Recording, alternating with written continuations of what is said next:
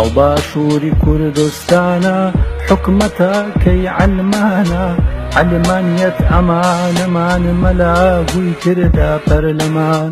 دابوو نەریتمان کۆپین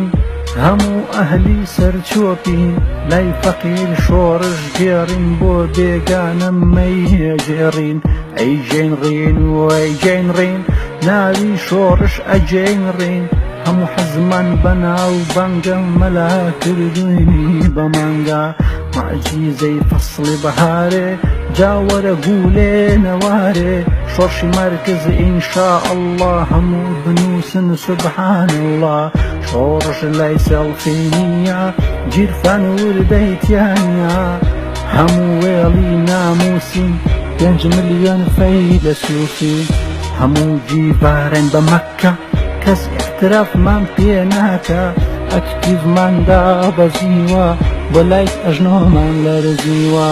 میلەتێکی بێکارین هەر هەموو میلیاکارین سنگ و سنگ پیشان ئەدەین هەوادار پەیدا ئەکەین تەکنەلۆژیمان دایە بەرگان یا کوردستانیانەمان تا ئەمرم هەر کەر ئەبم هەر کەر بووم و کەر ئەبم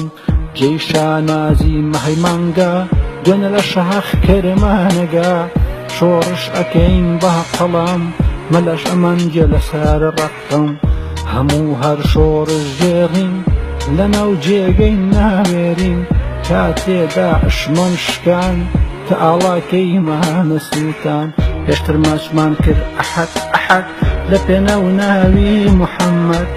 لەگەڵ ڕێز و حورمەتما مەلا ئەبڕووی ئیسلامیگا مەلاو قورئان و حەدیث ناوی ئیسلامی کرد پیس لە پێناو سەرکوتی ئەفرەت لەو دینە قەت ناکەین نەفرەت